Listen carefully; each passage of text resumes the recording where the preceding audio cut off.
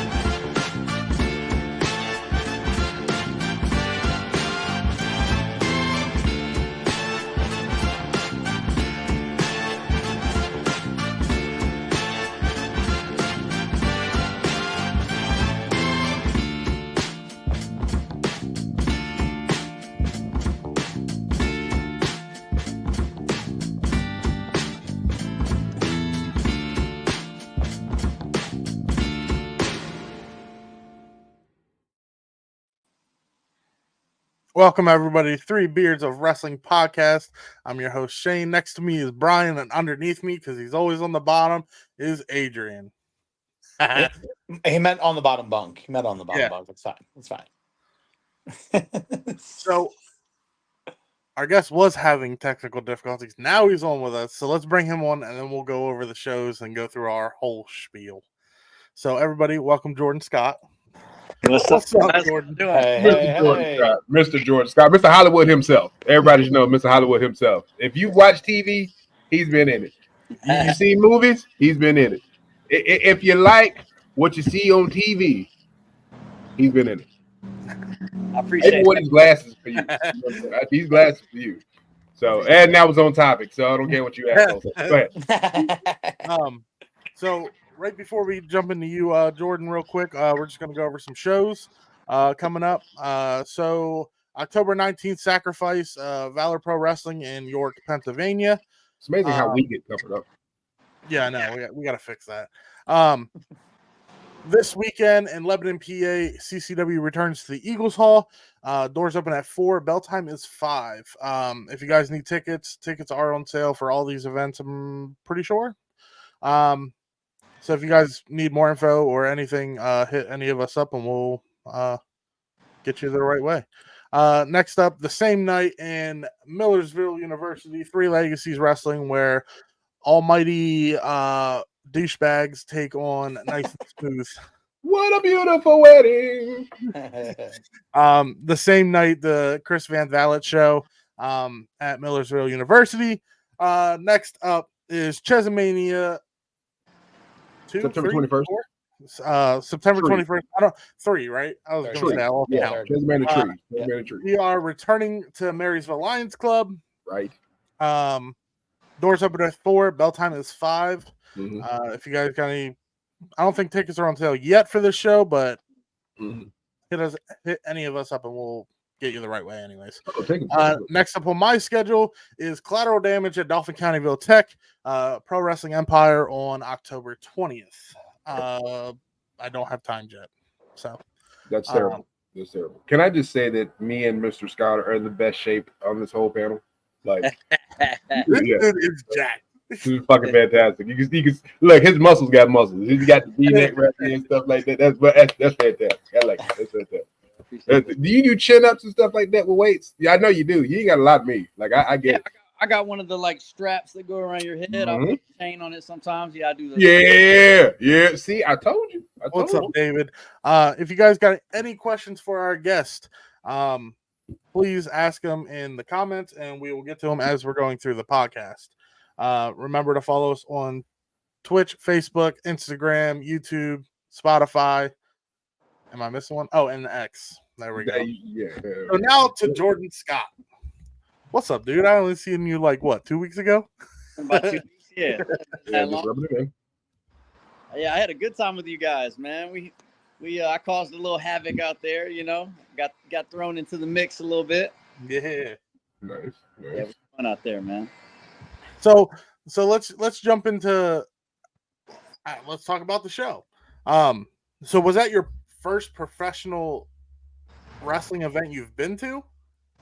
No, I've been to some wrestling events. You know, even when I was a kid, we would go and see some of the smaller events. I've been to like a WWF event way back in the day.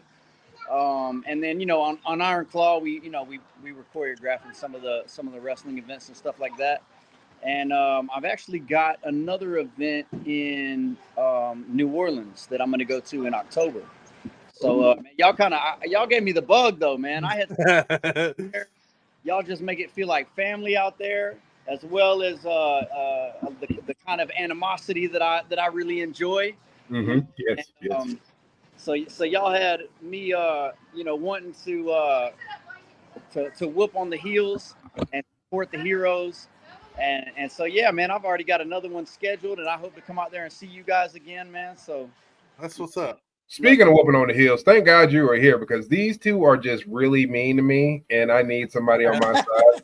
Like, I really need somebody on my side. So, like, these, don't let them fool you. They are very bad people. They are very bad people. Well, maybe when I come back up there, man, we'll handle it. Hey, see, there you go. I like that. I'm already trying to start some beef for when I come back up there, man. Oh, see, I love him. I love him already. So you mentioned the Iron Claw. We'll start with the Iron Claw because we all like the movie. Oh my God, movie is amazing. So, I forgot my question because now I'm thinking about the Iron Claw. Oh, I got a question for you. It's kind of it's not necessarily off topic, but it was about the movie. So you see, like, I know camera angles kind of throw people off. How tall is Zac Efron for real? Like, because he don't seem that tall. He's about 5'9", 5'10", something like that. That's what I thought. What I thought. He didn't make him look like he is 6'11". Right. Yeah, the cameras do that, man. Yeah, he's stocky though. He was man, I bet he got up around 190, maybe 200 for his frame, man. He was thick, man. Yeah, I saw the pictures and stuff online. I was like, wow, he's packing on a lot of muscle. He did. So was the other guy. I can't think of name, but he's got the TV show on Hulu. He was from Shameless. Like he packed on some muscle too. He did, but still standing next to Zac, man, Zac was kind of making those guys look tiny, small, because Zac just has such great self-discipline, man. When he locks in on something, he's a great athlete anyway. He's got great genetics, but I don't care how great your genetics or your athleticism is. If you don't have the right self-discipline, you can't get like he got. And he worked his butt off, and his diet was crazy. He had like the ice baths on set, like by his trailer, that he was doing like on lunch breaks, man. He was dialed in, man. Yeah, so much of that was his self-discipline and his regimen, and, you know, all his resources, as far as he had trainers and, you know, dietitians and stuff helping him. And yeah, he's a beast, bro. So you guys had I think it was Chavo Guerrero kind of helping you guys choreograph through a lot of the stuff that you guys were doing for the movie, right? Had Luke Hawk out there. Oh, nice. He was out there doing a lot of the choreography and stuff. Yeah. So it was he was the main one that I was dealing with that was helping out. And then Hito Koda was the stunt coordinator. And so he was helping out a lot with it. So those were the main guys I was working with. So y'all had some heavy hitters on y'all had some heavy hitters on that. Y'all had some, yes, I love it. I absolutely love it. Absolutely. I'm a cinephile, so like when you talk about movies, I'm like, yeah. I get excited. Cool. Yeah. That's what's up. The when you said like he has to go through and like you said about like how jacked he is and how his physique and everything, it's like, well, yeah, because Zac Efron changes his physique and his look every 10 seconds. So if he's trying, if Jordan's going through and keeping up with him after it was 4 times that you've stunt doubled for him and stuff like that, and it's like, and every one is like completely different. So it's not like, oh, we're keeping a similar look, like it's drastic. Exactly, man.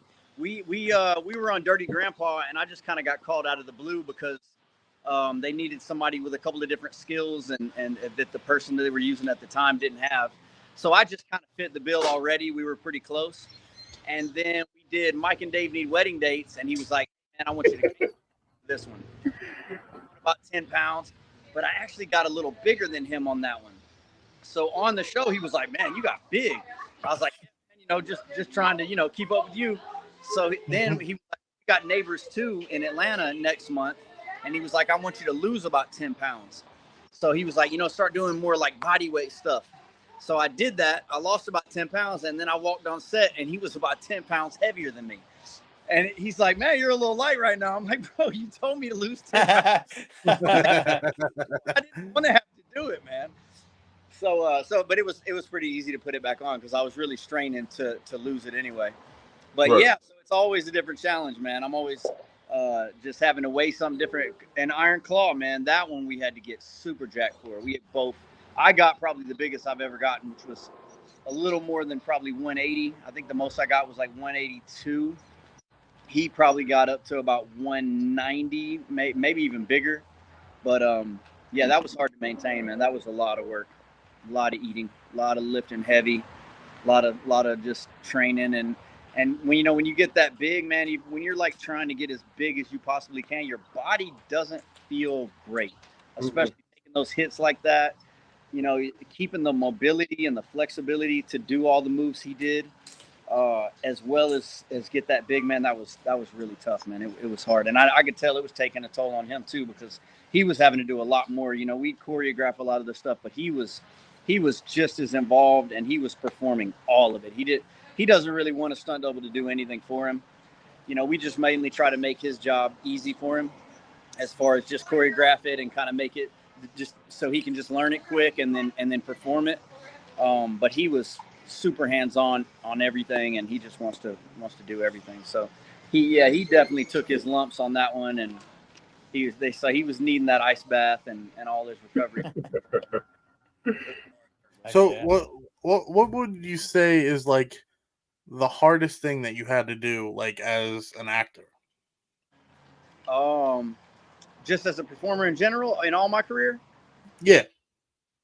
I did a fire burn one time on a show called Swamp Thing. The DC comedy? Yes. Great show. Pissed they canceled it. Go ahead, sorry. Working in Atlanta the day before that I was supposed to drive out there. I was talking to this guy, John Copeman, that worked on the original Crow. And I was just a big fan of that. We actually just watched it the other day because we're getting ready to watch the new one. Right. And he was telling me that where they worked was the studios, Screen Gym Studios, where I was about to work on Swamp Thing. And he was just telling me that all this eerie stuff was happening. The whole show, like some guy got electrocuted, and it was, an awful situation. And then, Brandon Lee got shot and actually died on set. Mm-hmm. And he told me that all that happened at the studios, that I was about to do a full body, like 30-second burn at those studios. I'm like, oh, that's where I'm going to do that. So like, you're like, this is going to go great. Next day, I travel out there to Screen Gyms in South Carolina, and in Wilmington, and then so just doing that fire burn, it everything went well. I didn't get burned or anything, but just anxiety wise and just like the level of risk, that was one of the most stressful probably. But to be honest with you, I just kind of like turned that switch off, and I didn't care at all. Like it didn't even really hit me till it was over. I was like, oh wow, that gone really bad. Like, and I was on fire. Yeah. Body's on fire.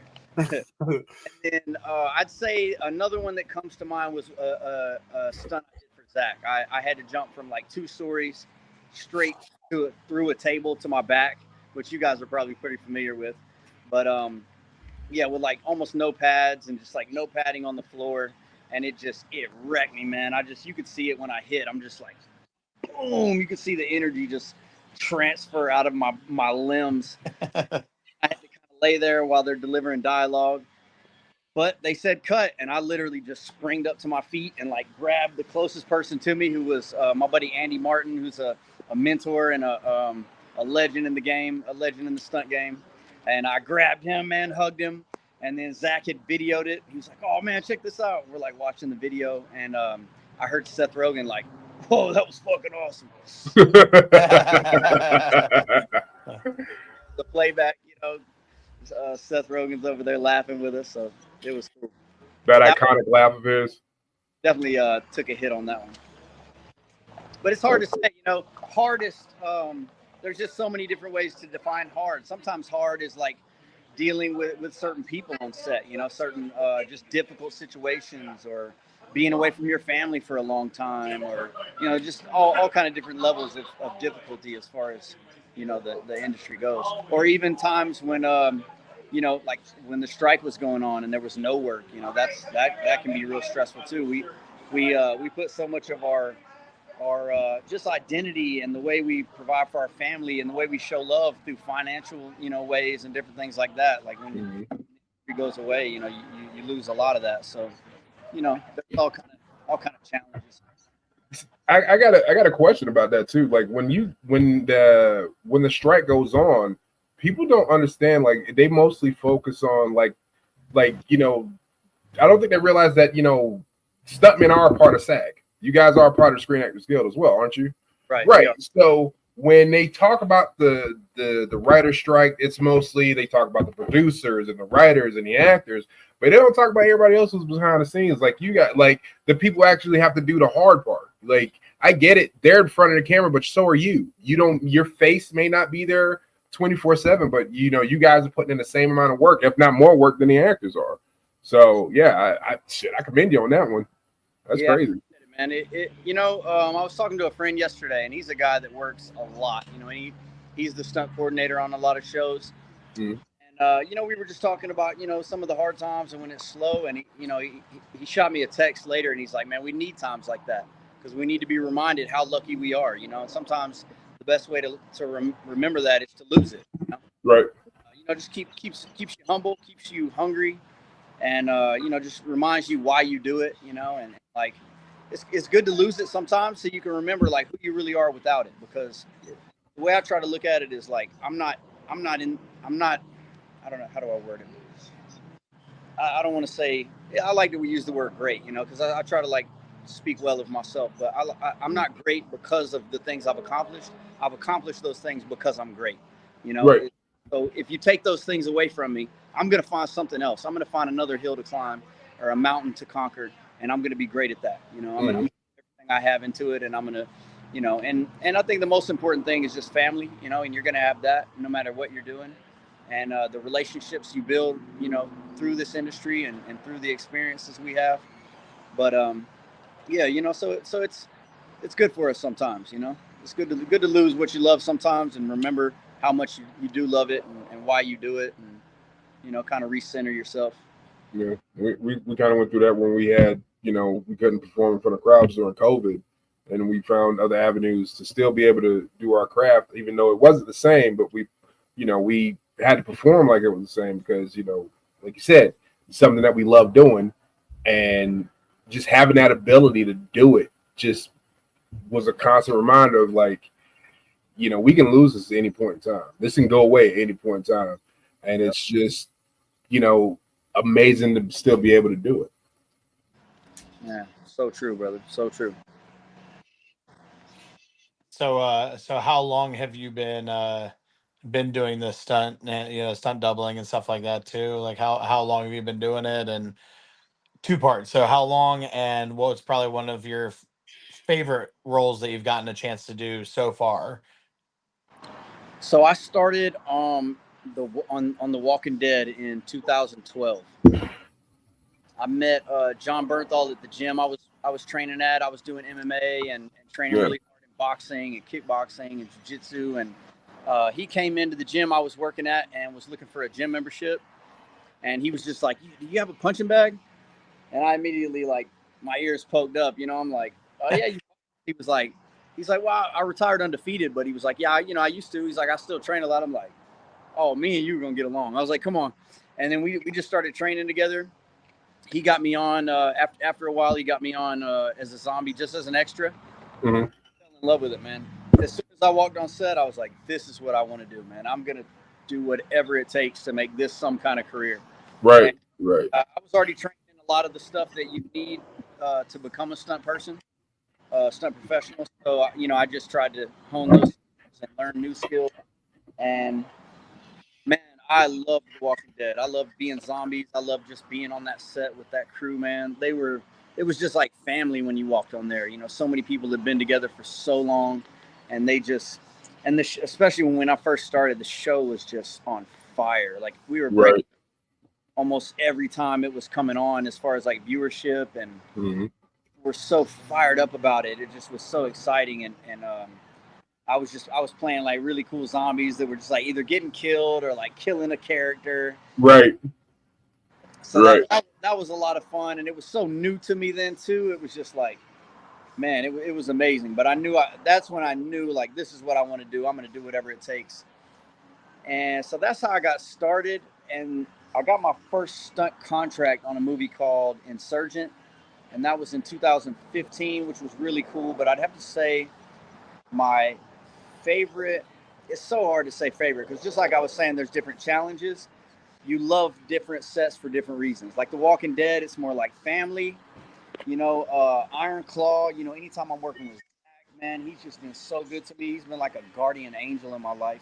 Just like John Bernthal, they just changed my life so much and just did so much for me and for my family. It's like, those are so special to me. But to answer your question, to make a long answer short, I'd have to say on Avengers Endgame, I was a Ravager, and they put me in prosthetics, man, and the people on set couldn't even recognize me. They didn't even know it was me. But I was like on the front line of that final battle against Thanos, and like all the superheroes are just sprinting at him, and it was in the trailer and everything. You have to like freeze it to be able to see me, or like don't blink, you can barely see me, but I'm like on the front line with all these different superheroes.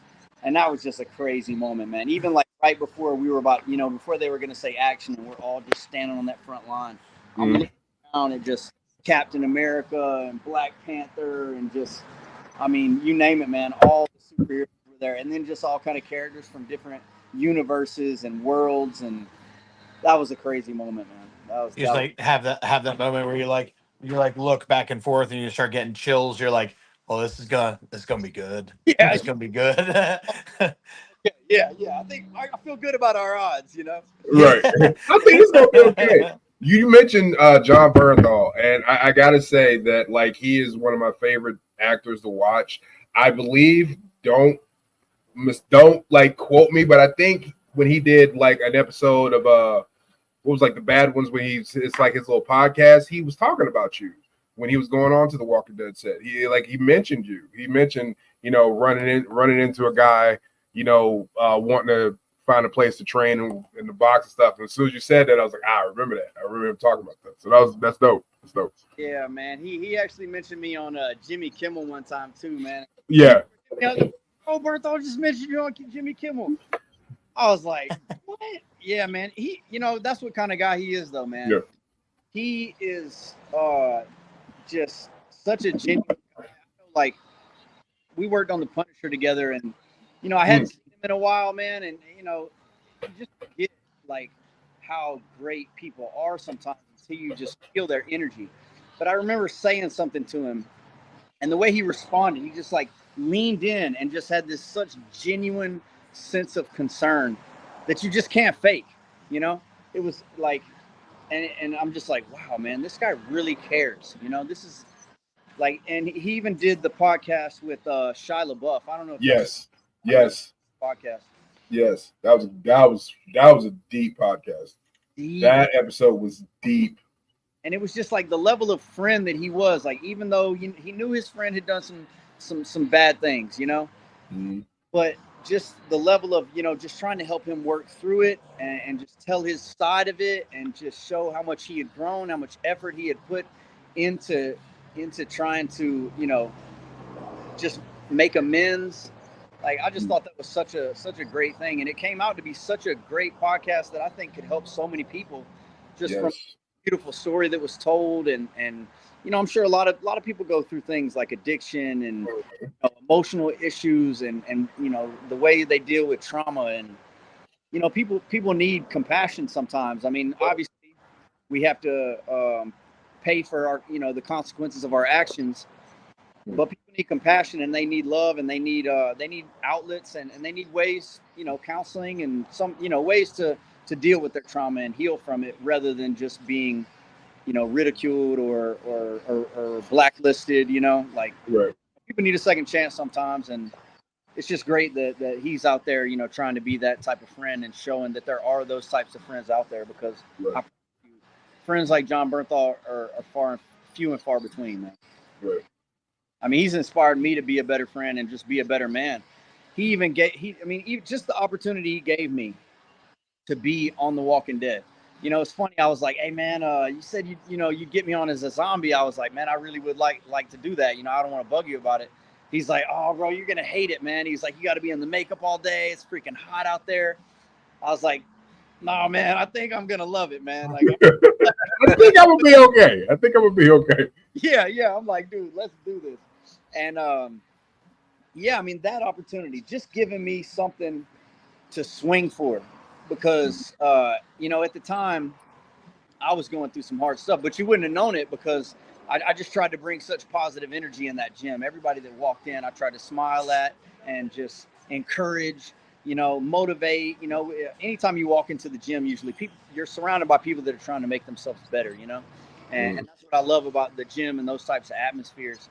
And so I just went around, just trying to boost people up and lift people up. But really, I was sleeping in my car, man. I was really struggling at that time. I was working like 80 hours a week sometimes, just trying to put something together for my family, because I was managing a gym where we were living, and I just felt like I had reached the highest I was going to reach in that town, and I just felt like there wasn't any more opportunity, and I'm still struggling with my bills.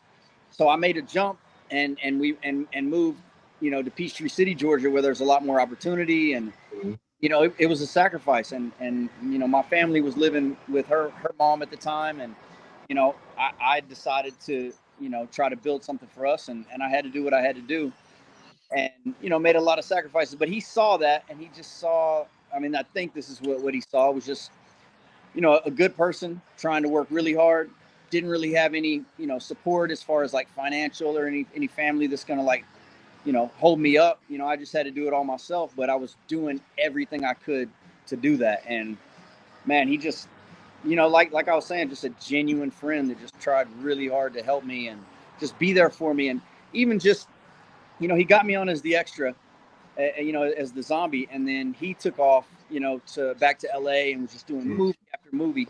And so I was kind of, he had set some great groundwork for me, spoke highly of me to so many people on set. So he left me with some great groundwork, but I still had to put in the work, and I to really prove myself and continue to show up and show up and show up. And but just, I would text him, and he would just the things he would text me back, it would just lift my spirits. I'm like, if this dude believes in me, if this dude sees good in me, then I know I can do it. It's like when the whole world would feel like it was crumbling around me sometimes, man. He would just respond to my text, and it would just give me that strength that I needed to keep going, And I'm forever grateful for that, And he still does that, man. He'll still, sometimes I'll text him and he'll just be like, "Love you, G," just something short, And I'm just like, we got this, man. We got this, we got to keep going, That's awesome. It's great whenever you have those, like we talk to quite a different range of people, and when we do, a lot of times it just comes down to like the right place, right time.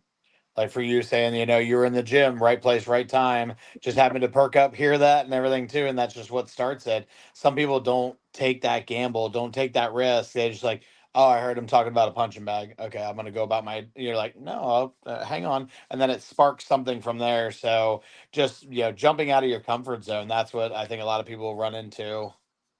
Man, I totally agree. But I will also say, like, you have to be everywhere.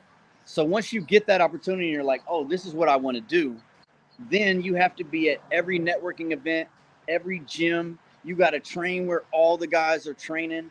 I tell myself, man, surround yourself with the people that you know are doing it at the highest level. And if you got to work for free for those guys, man, you show up, work for free, give your time, show up and bring value, be of service. And if you do that to the guys that are doing it on the highest level, eventually you're going to become valuable to those guys and they're going to want to help you. And you're also going to learn from those guys just in hearing the conversations that they have, hearing what ticks them off, what's their pet peeves, what inspires them, what they admire in other people, and if you just sit around, because I remember people that would show up as an extra and they'd be like, oh, this stupid little show, this is nothing. But I treated every opportunity like I could possibly get discovered, or like I was gonna get a little bit of camera time that was gonna, maybe be seen later. I could add to my reel, and I would show up an hour early, and I would treat it like I was already a stuntman before I was a stuntman. And I would show up an hour early. I'd stay late if I needed to. I would, where other people would be on their phones or just like, flirting with girls or whatever. I was sitting there waiting for that PA to come in and go, hey, we need 2 people for this scene. Man, I was on edge, just paying attention. So yeah, definitely it's right place, right time. But once you find that, you got to be everywhere, and you just got to find that thing, man, and just go after it with everything. Singleness of purpose, man. Amen. Amen. So we do have a question from one of the people watching. If you could replace any actor in any movie, who would you replace, and what movie would you replace him in? Shout out to Suge White. What's up, Suge? And that's a great question. So I'll tell you one thing that comes to mind. Man, I'm gonna throw 2 out there. I hope you don't mind, but because it's such a hard question.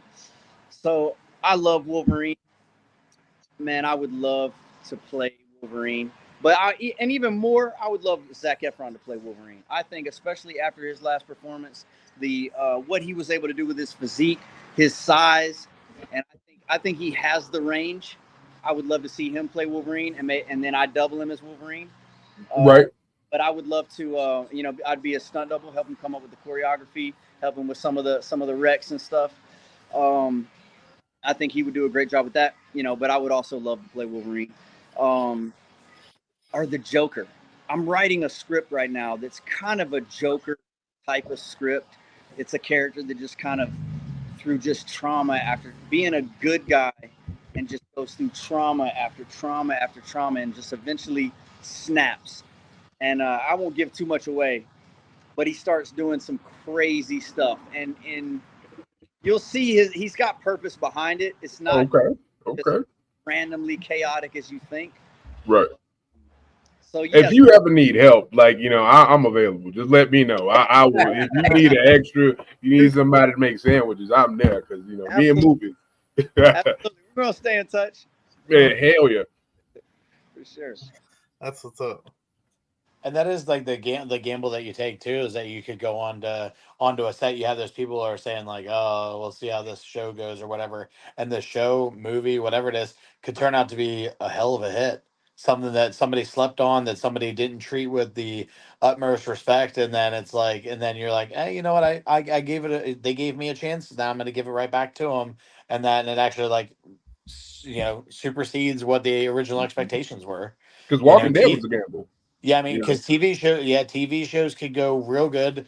They could go real good season 1, then season 2 tapers off, season 3 tapers off. Then, heaven forbid, you throw a writer strike in there, all that stuff. Those are hard things to come by. But then you have other ones that aren't afflicted by any of those and they run flawlessly, and they just get better and better. And it's like, without taking that gamble, you wouldn't have known what the payout could be. I feel like Brian just called out the TV show Heroes without saying the name. Listen, okay, so here's the thing. So, that was in my head. That was literally the analogy that I was using was Heroes. Yeah. See, Season one was was great. A cinephile. Yeah. I already knew where he was going with it. Season 1 was great. Season 2 was season 3 is when they hit hard with the writer's strike, and then just the plot line, and that was literally the show that was in my head. And now I got to go back and watch it because it's such a great show. And that's why I have a podcast about movies and TV shows, because I'm a certified cinephile. We lost Jordan. Dude, Jordan is such a cool dude. Like, I was talking to him about the show, dude, and like, he's very cool. Jordan, if you are still listening, and you please don't lose that spark. Don't lose that spark. You are fucking awesome, bro.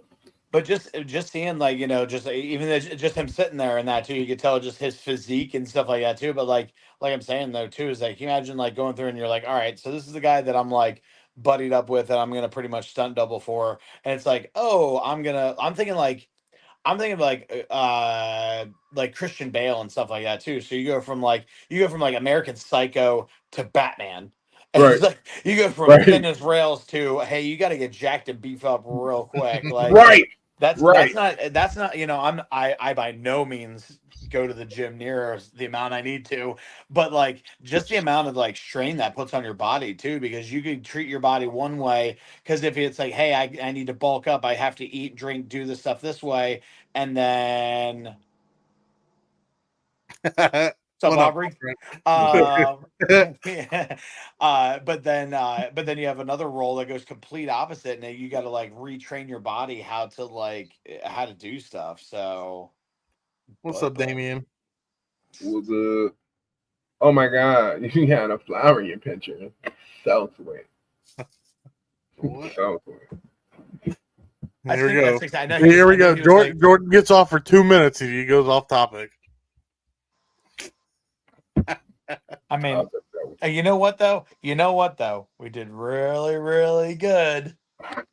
I didn't get off topic at all. I know. We were even when you said you were going to go off topic, it still was on topic. I know. I know I was going to go off topic, but it's going to still be on topic. We talked about Zac Efron. He stunned double for Zac Efron.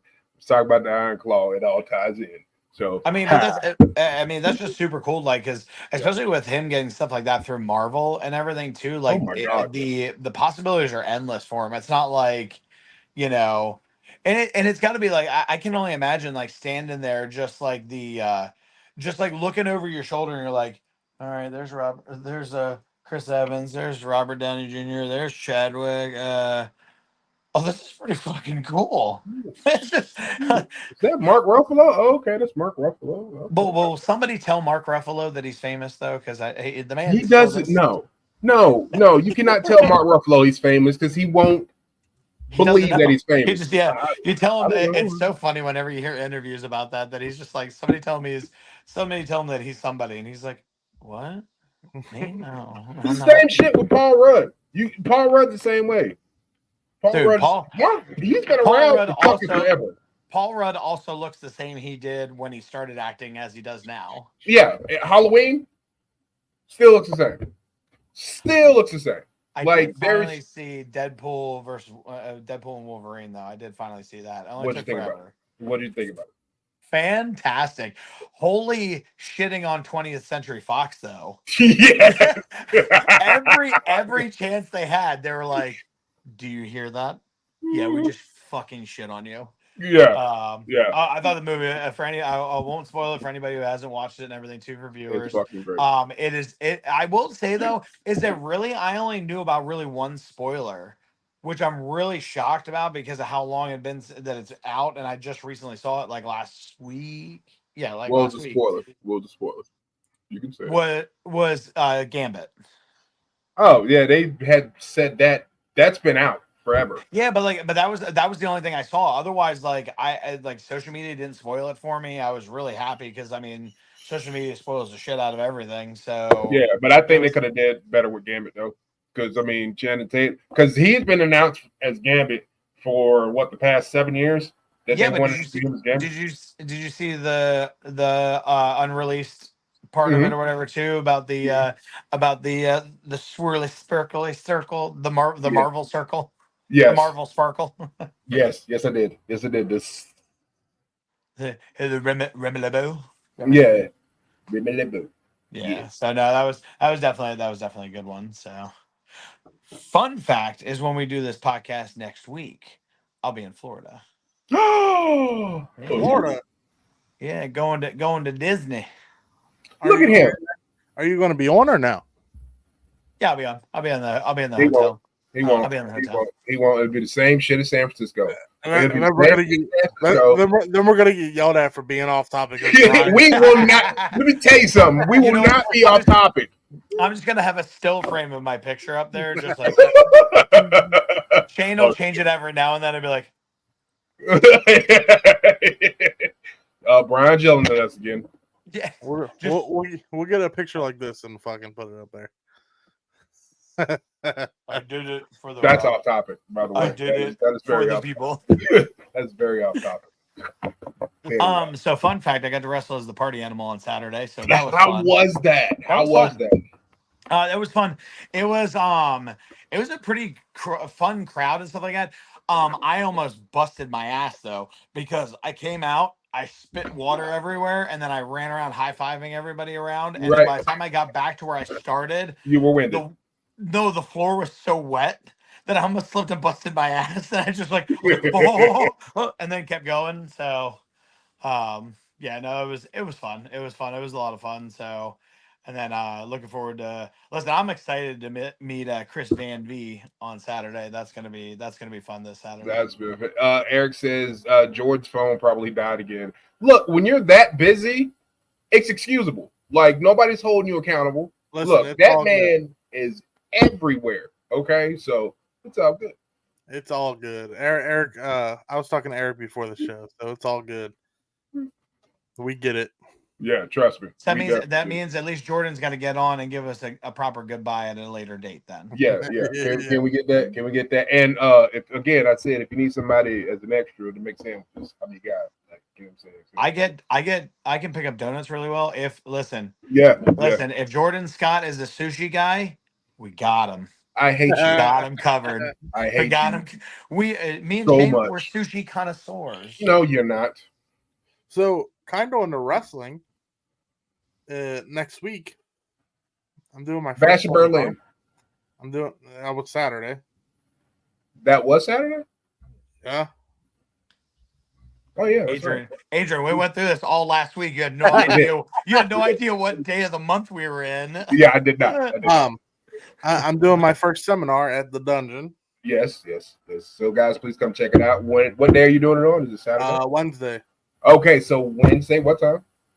6 at the dungeon. So Wednesday at 6. This Wednesday. Next Wednesday. Okay, so next Wednesday at 6 p.m. Guys who are in the Reading area, guys who know where the dungeon's at, bring your ass, gain some knowledge, learn how to be a better worker, get chopped in the chest 17 times. You will be fine. And I can promise you. Shane, you understand that you have to be the one talking, though. Like you're gonna have to listen to you talking. Dude, how much of a douchebag would I be if I just be like, all right, everyone's gonna take 5 chops for me, and then you just leave. Yeah. I mean, that'd be normal. I mean, they're just waiting. They're just waiting for him, and he's like, "All right, we're gonna work on promos." Right. Mr. Ping. Yeah. Fire promo. Fire promo. Good enough. Hey, and I can promise y'all, I can't promise he won't be fucking, but he will be there. So he won't be fucking. He'll be there. I got asked by Jason Havoc to come up and do one. So hey, by the way, you missed a show, sir. What show? Your Monster Factory show. Oh yeah, September 28th. You're gonna get unbooked. I'm trying not to get you unbooked here yourself. He was so excited for Jordan, he forgot to mention it. But did they ever get you? Did you ever get a poster for it though? Yet? I think that was the one thing you were waiting on was getting a poster. I think you didn't have one last time. So No, I still don't have one. And there's a possibility of me and Shane going to Nebraska to go wrestle in a cornfield. Oh, sweet. That's about 12 hours for me. It's 16 for us. Well, I'll be a monkey. Never mind. Well, yes, Bash in Berlin was. We got him back. Yeah, We got him back. He showed off the guns, ladies and gentlemen. He is in a car. Like, was that a Camaro? You in a Camaro? No, this is a Dodge Challenger. I see, close enough. He had to go get a quick pump real quick. He's like, I was like, I'm looking kind of flat, man. You guys got to hold on for a second. Yeah, he's got muscles in the muscle car. He's like, my phone died. Fuck, I gotta get that charged up. Yeah. It was acting up, so yeah, came out here. I think I got service now, though. I'm good. We're out here in the country. We went hiking today. We went up Yona Mountain in Georgia, man. It was a beautiful hike, man. Crazy views from the top. It was really cool. But we are out here in the country. What's that big mountain in was like the state park of Georgia? I can't think of it. His biceps, that's what they are. Oh, okay, that makes sense. Hold on. That makes sense. This is real big mountain in Georgia. It's like this really, really big hiking trail. I can't remember what it is. It's sorry guys, I can't hear you. We can hear you now. though. You got there? There we go. Okay, cool. I can hear you. Beautiful. Sorry about that, guys. No, apologies. It's all good. I'm surprised Cameron can hear us because he said, "What's up, fellas?" Oh no, we gotta talk louder to Cameron. He can hear us in the one ear. Yeah, he's got you got to half it up like you're saying. I'm pissed off at Cameron because he all of a sudden he took back that we can't pick out his prosthetic ear he's getting. That's rude. Yeah, because y'all wanted to go Mr. Potato Head with it. You can't go Mr. Potato Head with it. Like that's the problem. You can't Why switch not? him out? Yeah, he didn't want to. He didn't want to. Tried to, but no, he said no because we wanted to get him he wanted to get a black ear. I was gonna go Vulcan, but nobody wanted to go with me. Oh, I was just gonna get it like a big ass novelty ear, like Pee Wee Herman style novelty ears. Like that's what I was thinking. That'd be a good look. Yeah. Like you know what I'm saying? So Jordan, Yeah, you live in Georgia? I do live in Georgia. All right, so this is what's gonna happen. Do you like sushi? I love it. I hate you, Shane. I'm gonna get me and Brian booked in Georgia, and I'm coming out there and we getting some sushi. Let's so go, just fuck bro. me, right? Just fuck me. Just fuck me like I don't count. Just fuck me. Like, just fuck that guy. Okay. No, go ahead. You come, bro. Let's go. No, I didn't get invited by Captain Crab Ass and his co-captain, so I'm just gonna shut the fuck up. Go ahead. He gets slightly mad at us when we bring out this place where we eat sushi at, and he's the one over here that moved to a different state. Not my problem. Heart attack, baby. Oh man. No, we were just saying the different things and stuff like I just see like I imagine for yourself just having those like surreal moments like when you're like on set either at a movie or a show and just like one of those moments like you just sit there and you're like, is this real? Like is this like this is my life? Like that's dope. Yeah, man. There's definitely been a lot of those moments. And even like during the slow times, the strike or like COVID, when you finally come back, you're like, oh man, I'm back here. We're actually doing this again. It's high highs and low lows, man. You're like on top of the world working on Avengers, and then you finish that day and you're like, oh, I'm unemployed again. Like I gotta get out and hustle. Oh shit. Like I gotta do some shit. Like yeah, so it's a crazy journey, man. Yeah, and sometimes we have to like promote ourselves on social media, and it sucks because sometimes we kind of paint the picture that like everything's going great, but you kind of have to because you want to show people, hey man, I'm worth hiring. I'm good at what I do and I'm kicking butt and I've done this and I've done this, so like I'd be great if you brought me onto your set. But that I kind of hate that sometimes too because I hate portraying that picture like my life is perfect or so great because everybody has struggles, and I would really like to show people that more of that, so they see more of the things we overcome, and just so people just seem more relatable and not like painting a unrealistic picture. I mean, like you taking that gamble when you said like you moved for a better opportunity and stuff like that too. That could have gone one way or the other. Good for you that it went the way you wanted it to. Because and I mean, but also the support of your family is huge because without that, you're like one, you're like, well, what am I doing this for? But two, it's like man, with them backing me up in that too. Like I know that like if I fail, it's okay, Oh, and man, that's yeah. those no truer words were ever spoken, bro. That is so true, man. Like when you got your family, it's like, yeah, you're successful already, man. When you go home and people love you, man, then you're winning, you know. Yeah, exactly. Or like you get so busy fucking like you get late for your own podcast, like Shane.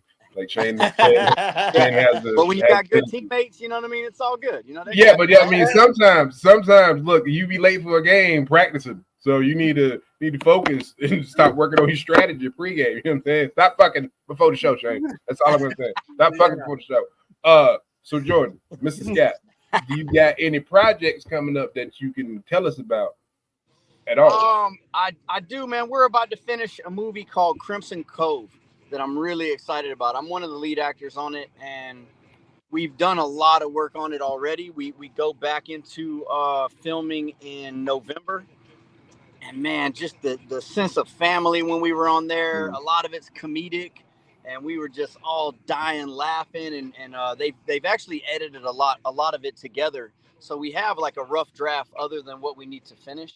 And Oh, nice. man, they're really happy with it. I can tell that they are, like, just the way they're ready to invest more money into it, and the way they're eager to finish it.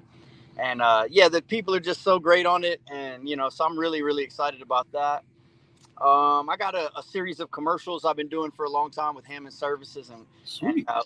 man, we just always have such a great time. We have a series that we're gonna do that's just gonna be so much fun that's coming up, and a couple things that I'm not allowed to talk about that I got coming out that I wish I could, because just some fun stuff that I know a lot of people know about.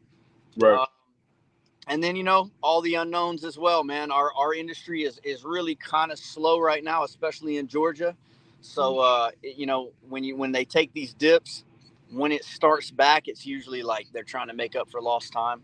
So I know I'm feeling that a lot of things are going into pre-production. So I'm really excited about some of the phone calls that are about to come in, and just just trying to be creative every day. Work hard, take care of my family.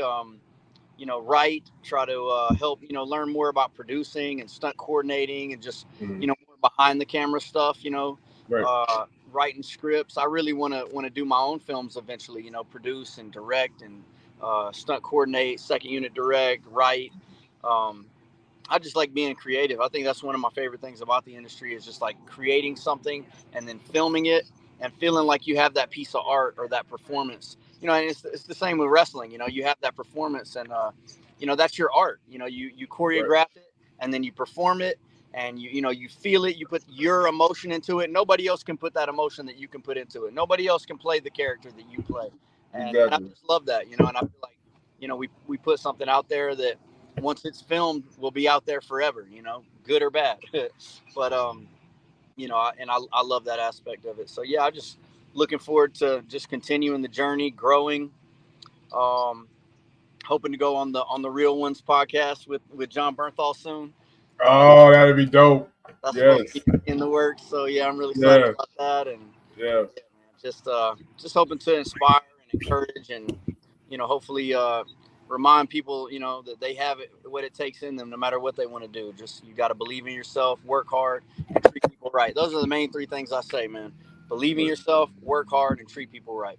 Yeah, because Show up. you never know where you're gonna end up. Because like you were saying, with having that starting from one end of the spectrum, just being creative, like taking somebody you work with, Greg Nicotero. He was a designer. He designed like the monsters in The Walking Dead. He went from being one of the costume design, one of the production designers, to the executive producer, and now he was directing episodes, running was he like a co-runner for this season or two. Now he has his Yeah, own he's like show. a dog out there, man. Yeah, he's everywhere now, and that's amazing. Yeah, man, that's a great example. I love Greg Nicotero. He gave me my first shot after I did that first day as an extra. I broke through the fence, And he came up to me after that. He was like, "Hey, man, we really liked your performance. I've got another spot for you in a couple of days." He was like, "Are you available on these days?" And actually, I wasn't. I had to work my other job, but I was like, "Yep, I'm available." I immediately started trying to call and get my shift covered, but and then I ended up killing a character, and that was really how it started for me. You know, Greg Nicotera kind of showed some interest in me and made me feel like, "Hey, you're good at this. You know, I liked your performance. I'd like you to do it again." And they just kept using me as different zombies and giving me cool little parts. And you know, I would earn it by just going hard every time, not being like embarrassed or shy at all. And there were times on set where like other, you know, extras and zombies would kind of trail off their performance before they said cut, but I would go hard until the moment they said cut. And I remember he would you know, kind of point me out sometimes and kind of like use me as an example. And so yeah, that's a great example, man. Greg Nicotera is a legend, and he's helped. Yes, he is. Yes, he is. Yeah. The when you said about like, you know, like there's things that like I can't talk about. Listen, that's why I wouldn't be able to be in the position you're in, because my big ass mouth would just run and run and run, you know. But I think that's why, like, but we were talking about like when you went off for a little bit, like with like you being in the Marvel universe. I mean, it's that opens up so many different avenues, doors, and twists and turns. That's the dangerous one to be in, because they're like, we're gonna tell you something. You can't say like, oh, don't tell me then. Don't tell me. I'm gonna blab it all the way. I'm telling everybody. I would say like Tom Holland interviews. They're like, so tell me about Spider-Man. He's like, It's like those snipers will jump out of the ceiling and like they start rappelling down. You're like, oh, I didn't say anything. I'm not saying with the title. Shit. They just throw a pillowcase over his head. Yeah. Cut to a commercial break real quick. They're like, well, there's this big guy named Bubba sitting in a seat, like he cannot speak at this time. Yeah. Agent in his place. Yeah, exactly. I mean, that's like stuff like that's got to be tough, because like, you know, like you say, you're like, I'm excited to talk about it when I'm allowed to, kind of thing. So I can. They're funny at Marvel too, man. They are like you'd be amazed. Probably some of the big actors are left in the dark on a lot of things. Like they don't even know. They'll give them mock scripts and like shoot stuff all out of sequence, and like they go. Well, they did that for around like Endgame, because Endgame was such a peak of so many movies coming together. So it was like we were left like I was on two different movies. Like I was on Endgame and Infinity War like on the same day. They were like bouncing us around from like one studio to the next studio. Like it was just chaos. I mean, to us, I mean, I guess they had, you know, it was organized chaos for them. But in Infinity War, they even gave out, like you said, about like the fake scripts and stuff like that too, because they didn't tell people like you're gonna act like you're kind of dying, but you'll see final cut who actually did die, and you're like, oh shit. Oh shit! Like, all right, well done. All right. Yeah, they did a good job though. I mean, when the reveals came out, you know, people were shocked, and it was, I mean, that was legendary. The way somebody who gets the reveal, they're like, oh shit! I thought I was one. Son of a bitch. Way off. Well, money was on me. I'm gone. I just went for a sandwich. That's all I did was go to catering for a sandwich, and now I'm not in the goddamn movie. I'm now dead. Oh, man, I love this. Bullshit. Yeah. Jordan's over here just like, listen, I'll look like Chris Evans. I look at the back of my head. I look just like that guy, man. Yeah. Just if you feel me from this part right here. Yeah. Get me this. He sees Zac Efron walking by. He's like, oh, I got it. I'm gonna follow that guy. That's awesome though. That's such a great like opportunities to get and stuff like that too. Just to be, and you seem like such a super humbled guy to all of it, and it's fantastic, because you don't have those guys as much as they would like to do their own stunts. They're not doing all of them. They're not doing, but it's more than just the stunts. Like you have to learn how to act. You have to learn how to do all these different things and the maneuvers, and you got to watch their mannerisms and stuff like that too. So a lot of study work, beforehand, and you just show up feeling more prepared. If you watch their past movies, kind of watch how they move. If you're in something if you're on a sequel of something, you watch the previous movies. You research the directors, and by the time you walk on set, you kind of understand the lingo, and you're not kind of left in the dark, you know. And it makes it a lot easier. You're just more confident when you step on set, you know. Oh hell yeah, yeah. But if you see me on camera and you're like, "Oh, that's Jordan," you know I'm probably about to die. Yeah, and he's about to get his ass kicked. Oh shit! Oh, he got shot. He got shot. Like that guy, yeah. Fuck. Remember we talked about setting somebody on fire? Yeah, that guy who walked by. Yeah, that's the guy. That's the guy. That's the guy. Yeah. I gotta go back and watch Swamp Thing again. Like I want to see that scene. Just for that particular scene. Swamp Thing. I want to go back and watch Swamp Thing just so I catch that scene. Like, Swamp Thing. Yeah, that was crazy. I was doubling an actor on that, but it was pretty brutal, man. And the funny thing, it was like 39 degrees outside. It was cold, right? Bro, they had it was like cold. Us down and like put all this cold gel that had been sitting in 39-degree weather. And so I was sitting like freezing in this cold, freezing gel for like 2 hours before they said go. By the time they said go, I'm like, set me on fire. To death. And they set me on fire. And then they're like, I get on the little golf cart. And this girl even said, she was like, that's about to be the best shower you ever had in your life. And we're driving off. I'm like, yeah, I'm about to get in the shower. The stunt coordinator, Mike Trisler, comes chasing me down. He's like, hey, can you go one more time? God. I'm like, of course I can, man. Let's go. And Sure. you're like, I just want a shower. Yeah, I'm like, what warm shower? Who needs a warm shower? Yeah. Getting this 39-degree weather. It's probably dropped by now. Let's go. Yeah. It's fine. It's fine. It's now 32 fine. degrees. Yeah. The gel is now icicles, so we're just gonna rub these icicles on you. You'll be fine. You'll be fine. You'll be fine. Yeah, You'll be fine. Everything's fine. Get the EMTs on standby. Hypothermia. I'm telling you, I had hypothermia. I was shaking. I was sore the next day just from the shaking. Like my whole body was sore. They're like, Mr. Scott, you need to stand still. You're like, I can't. My body won't allow it. Like, not happening. Yeah, this is voluntary, sir. My God. Well, somebody hit him with a flamethrower, he'll be fine. We have came to an end of the podcast. Man, it goes by so quick. And now we have to say goodbye to Jordan. No, I don't want to say goodbye to Jordan. Hey, man, I appreciate you guys. We'll have to do this again sometime. Definitely. 100%. Thank you. Thank you. Thank you so much for coming on. It was definitely fun. See, when you're here, they're nice to me, so I love you being here. I got your back, bro. We're gonna get some sushi too, and you're coming. Let's go. See, yeah, fuck both of y'all. He invited me. Yes. All right, guys. Well, remember this weekend, CCW in Lebanon, Three Legacies in Millersville University. Come out, support some local independent wrestling. Jordan, you got anything you want to plug real quick? Nah, man, y'all can check me out on Instagram at @stunt_in_ @stuntin. Crimson Cove's gonna come out soon.